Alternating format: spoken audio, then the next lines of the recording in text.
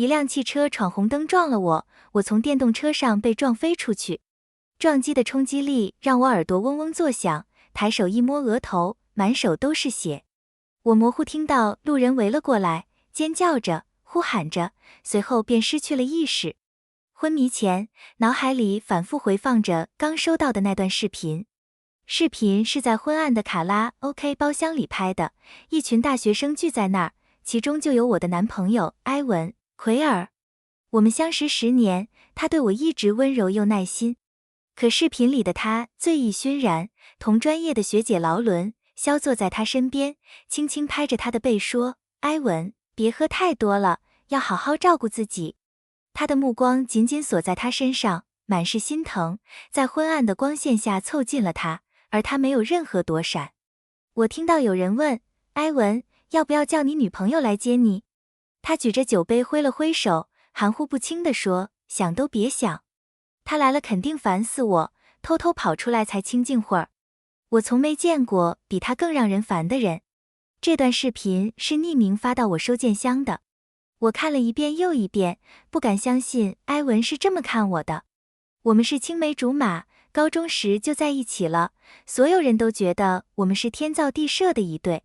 我们家境相当，双方父母早在1年前就开始商量，等我们毕业就在海恩市买婚房，毕业后就办婚礼。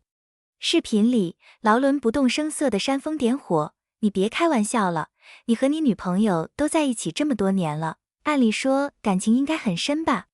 我看到埃文抬头，自嘲地嗤笑一声：“我敢说他坏话吗？我要是提分手，我爸妈非杀了我不可，更别说他爸妈了。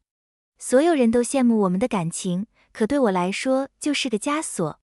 有时候真羡慕你们，大学能随便谈恋爱，我却被他绑得死死的。”看到这里，我的视线变得模糊，揉了揉眼睛才发现，脸上早已爬满泪水。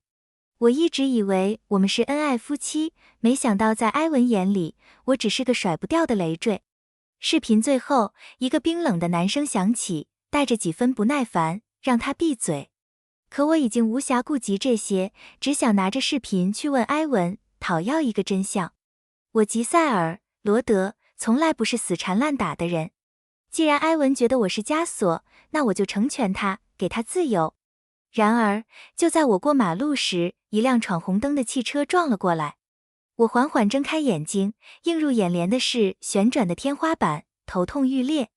我听到医生对谁说，他运气挺好，被车撞飞还只是轻伤，多亏戴了头盔。一个略带冰冷却藏着一丝颤抖的声音问：“那他怎么流了这么多血？”头部有外伤，流血是难免的，不算严重。伤口已经处理好了，等他醒了再观察观察就行。接着，另一个男人的声音响起：“谢谢医生，他什么时候能醒？我还有重要的事要办，没法在这一直等着。”就在这时，那个男人注意到我睁开了眼睛，立刻喊道：“医生，他醒了。”我盯着他，头痛得厉害，脑子一片空白。“你是谁？”男人的表情从急切变成惊讶，随即眼中闪过一丝异样。“我是埃文·奎尔。”我似乎在他脸上看到了一丝担忧，可下一秒就消失了。他尴尬地笑了笑，往后退了退，把身边的男人推到床边。我看向身边的男人，他表情略显冷淡，但眼神里的担忧藏不住。埃文说：“这是内森·林特，你的男朋友。我是他的室友，也是你的邻居，听说你出事了，就陪他来看看你。”病房里瞬间安静下来。我看到内森转头瞪了埃文一眼，像是在生气什么，可埃文只是捅了捅他的胳膊，递了个眼色。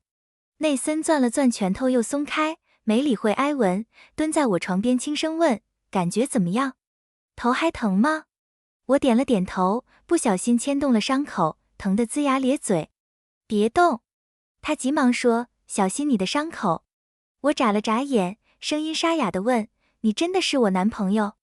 内森眼中闪过一丝犹豫，刚要开口，埃文就抢先喊道：“是啊，内特，你好好陪着你女朋友，我得去给劳伦帮个忙，有急事，回头见。”说完，他就急匆匆地离开了，还关上了门，仿佛病房里有怪物似的。他走后，内森沉默了片刻，点了点头，我是你男朋友。男朋友，我想喝水。我说。内森看起来天生高冷，面无表情的时候显得有些疏离，性格也偏冷淡，但照顾病人却意外的细心。他扶我坐起来，喂我喝水，还削了苹果切成小块，方便我食用。他的体贴连茶房的护士都忍不住打趣，你男朋友看着不像细心的人，没想到照顾起人来这么周到。内森对护士的夸赞没什么反应，只是看着我吃着他切好的苹果块。医生说，我失忆是因为车祸导致脑部有血块，不算严重，最多1个月就能恢复记忆。目前我只知道，我和内森在同一所大学，学的是同一个专业。